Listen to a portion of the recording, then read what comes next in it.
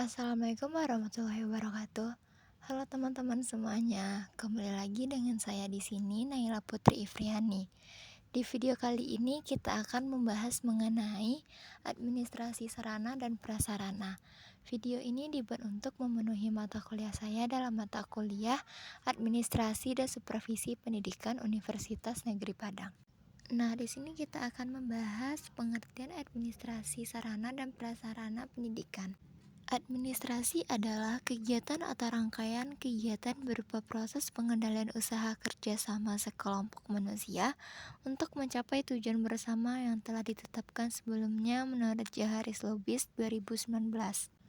Selain itu, administrasi dapat juga diartikan sebagai rangkaian kegiatan atau pekerjaan secara tulis-menulis, catat-mencatat, mengirim dan menyimpan keterangan-keterangan penting untuk meningkatkan kualitas pekerjaan dan hasil yang memuaskan. Administrasi pendidikan merupakan keseluruhan proses bekerja sama dengan memanfaatkan sumber-sumber daya yang tersedia dan dibutuhkan untuk mencapai tujuan pendidikan yang telah ditetapkan secara efektif dan efisien. Nah, selanjutnya sarana adalah semua fasilitas yang diperlukan dalam proses belajar mengajar, baik yang bergerak maupun yang tidak bergerak, agar pencapaian tujuan pendidikan dan berjalan dengan lancar, teratur, efektif, dan efisien. Sedangkan pengertian dari prasarana adalah fasilitas yang secara tidak langsung menunjang jalannya proses pendidikan seperti halaman, kebun, atau taman sekolah, jalan menuju sekolah, tata tertib sekolah, dan sebagainya. Jadi kesimpulannya, administrasi sarana dan prasarana sekolah merupakan hal yang sangat menunjang atas tercapainya suatu tujuan dari pendidikan. Sebagai seorang personal pendidikan, kita dituntut untuk menguasai dan memahami administrasi etika kerja sesama personal pendidikan, sarana dan prasarana untuk meningkatkan daya kerja yang efektif dan efisien serta mampu menghargai sehingga akan tercipta keserasian kenyamanan yang dapat menimbulkan kebanggaan dari rasa memiliki baik dari warga sekolah maupun warga masyarakat sekitarnya sehingga sarana dan prasarana yang ada dapat terjaga dengan baik menurut Khazanah Arafik dan Hamzani 2022. Dalam hubungannya dengan sarana pendidikan, Ibrahim Mufadal 2003 mengklasifikasikannya menjadi beberapa macam sarana pendidikan yaitu 1. Habis tidaknya dipakai. Apabila dari habis tidaknya dipakai ada dua macam sarana pendidikan yaitu 1. Sarana pendidikan yang habis dipakai. Sarana pendidikan yang habis dipakai adalah bahan atau alat yang apabila digunakan bisa habis dalam waktu yang relatif singkat. Sebagai contohnya adalah kapur tulis yang biasa digunakan oleh seorang guru dan siswa dalam pembelajaran. Lalu yang kedua, sarana pendidikan yang tahan lama. Sarana pendidikan yang tahan lama adalah keseluruhan bahan atau alat yang dapat digunakan secara terus-menerus dalam waktu yang relatif lama. Sebagai contohnya adalah bangku, mesin tulis, atlas, dan beberapa peralatan olahraga. Lalu macam sarana pendidikan yang kedua yaitu bergerak tidaknya pada saat digunakan. 1. Sarana pendidikan yang bergerak. Sarana pendidikan yang bergerak adalah sarana pendidikan yang bisa digerakkan atau dipindah sesuai dengan kebutuhan pemakainya, sebagai contoh lemari arsip sekolah. Lalu yang kedua, sarana pendidikan yang tidak bisa bergerak. Sarana pendidikan yang tidak bisa bergerak adalah semua sarana pendidikan yang tidak bisa atau relatif sangat sulit dipindahkan. Misalnya saja suatu sekolah yang telah memiliki saluran dari PDAM. Semua peralatan yang berkaitan dengan itu seperti pipanya relatif tidak mudah untuk dipindahkan ke tempat-tempat tertentu. Lalu macam sarana pendidikan yang ketiga yaitu hubungannya dengan proses belajar mengajar. Ada dua jenis sarana pendidikan. 1. Sarana pendidikan yang secara langsung digunakan dalam proses belajar mengajar. Contohnya adalah kapur tulis dan sarana pendidikan lainnya digunakan guru dalam mengajar. Yang kedua, sarana pendidikan secara tidak langsung yang tidak langsung berhubungan dengan proses belajar mengajar. Contohnya seperti lemari arsip di kantor sekolah. Sedangkan prasarana pendidikan di sekolah bisa klasifikasikan menjadi dua macam, yaitu yang pertama prasarana pendidikan yang secara langsung digunakan untuk proses belajar mengajar seperti ruang teori, ruang perpustakaan, ruang praktik, dan ruang laboratorium.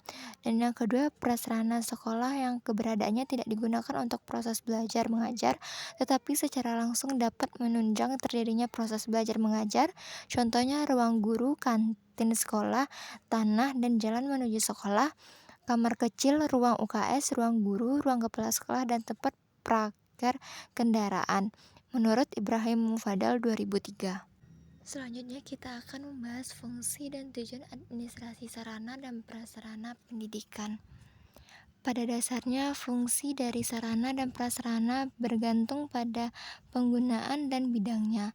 Artinya, antara bidang yang satu dengan lainnya akan membutuhkan sarana yang berbeda. Selain untuk mempermudah dan menciptakan kegiatan pembelajaran yang baik, administrasi sarana dan prasarana pendidikan memiliki fungsi sebagai berikut. Yang pertama, memberi dan melengkapi fasilitas untuk segala kebutuhan yang diperlukan dalam proses belajar mengajar. Yang kedua, memelihara agar tugas-tugas peserta didik yang diberikan oleh pendidik dapat terlaksanakan dengan lancar dan optimal. Yang ketiga, mempermudah pemahaman peserta didik tentang materi yang disampaikan dengan menggunakan sarana dan prasarana pendidikan yang tepat dalam proses pembelajaran. Dan yang keempat, menciptakan suasana pembelajaran yang lebih bermakna dan berkualitas serta menyenangkan. Pada dasarnya, administrasi sarana dan prasarana pendidikan memiliki beberapa tujuan yang harus diketahui, yaitu 1. Menciptakan sekolah atau madrasah yang bersih, rapi, indah sehingga menyenangkan bagi warga sekolah atau madrasah. Yang kedua, tersedianya sarana dan prasarana yang memadai baik secara kuantitatif maupun kualitatif dan relevan dengan kepentingan pendidikan menurut Baharudin 2010. Jadi, tujuan dari administrasi sarana dan prasarana pendidikan yaitu agar dapat memberikan kontribusi yang optimal dan profesional yang berkaitan dengan sarana dan prasarana terhadap proses pendidikan dalam mencapai tujuan pendidikan yang telah ditetapkan. Selanjutnya kita akan membahas komponen administrasi sarana dan prasarana sekolah. Komponen administrasi sarana dan prasarana sekolah antara lain yaitu 1. Lahan. Lahan adalah salah satu komponen administrasi sarana dan prasarana yang sangat diperlukan dalam mendirikan sekolah. Dan lahan ini harus disertai bukti kepemilikan lahan yang sah dapat berupa sertifikat. Lalu yang kedua, ruang. Secara umum, fungsi dari ruang sekolah dapat dikelompokkan menjadi 3 kelompok, yaitu 1. Ruang pendidikan, 2. Ruang administrasi, dan yang ketiga, ruang penunjang. Lalu komponen administrasi sarana dan prasarana yang ketiga yaitu perabot. Yang pertama ada perabot pendidikan. Semua jenis perabot yang digunakan untuk proses kegiatan belajar mengajar yang bentuk dan ukurannya berpacu pada kegiatan itu sendiri. Contohnya, meja guru, meja siswa, kursi guru, kursi siswa, papan tulis, dan lain-lain. Yang kedua, perabot administrasi. Perabot yang digunakan untuk kegiatan di kantor, misalnya meja dan kursi guru, kepala sekolah, staf-staf, komputer, dan printer. Dan yang ketiga, perabot penunjang. Perabot yang digunakan untuk menunjang kegiatan yang berada di ruang penunjang, misalnya perabotan ruang UKS, ruang organisasi kesiswaan, dan lain-lain. Selanjutnya komponen administrasi sarana dan prasarana yang keempat yaitu alat dan media.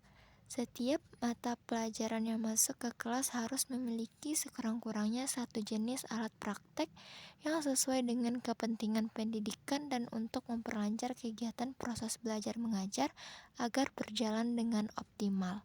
Dan yang terakhir adalah buku ajar. Buku ajar adalah sekumpulan buku yang digunakan pendidik maupun peserta didik dalam proses pembelajaran. Buku ajar ini terdiri atas buku pegangan, buku pelengkapan, dan buku sumber. Nah, selanjutnya kita akan membahas proses administrasi sarana dan prasarana sekolah. Yang pertama ada perencanaan. Perencanaan sarana dan prasarana sekolah adalah suatu pekerjaan yang kompleks karena pekerjaan ini harus terintegrasi dengan rencana pembangunan baik secara nasional, regional maupun lokal.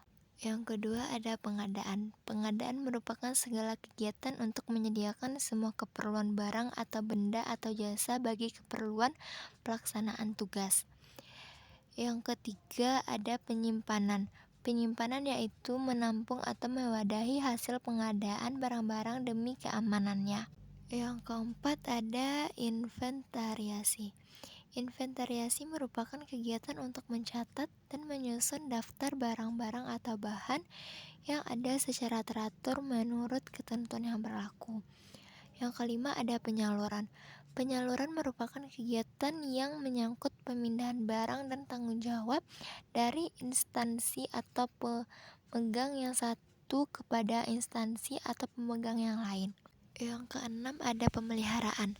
Pemeliharaan merupakan kegiatan penjagaan atau pencegahan dari kerusakan suatu barang sehingga barang tersebut selalu dalam kondisi baik dan siap pakai. Yang ketujuh ada rehabilitas. Rehabilitas merupakan kegiatan untuk memperbaiki barang dari kerusakan dengan tambal, sulam, atau penggantian suku cadangannya agar barang tersebut dapat digunakan lagi sehingga memiliki daya pakai yang lebih lama. Yang kedelapan ada penghapusan dan penyingkiran. Penghapusan merupakan suatu proses kegiatan yang bertujuan untuk mengeluarkan atau menghilangkan barang-barang milik negara dari daftar inventaris negara berdasarkan peraturan perundang-undangan yang berlaku. Dan yang terakhir ada pengendalian. Seluruh kegiatan administrasi sarana dan prasarana pendidikan masing-masing tidak dapat lepas dari monitoring setiap saat oleh pemimpin organisasi serta senantiasa dan diperhatikan kerjasamanya satu dengan yang lainnya. Oke teman-teman, cukup sampai di sini dulu pembahasan kita pada kesempatan kali ini. Terima kasih atas perhatiannya dan mohon maaf jika ada yang salah. Sampai jumpa di lain waktu. Assalamualaikum warahmatullahi wabarakatuh.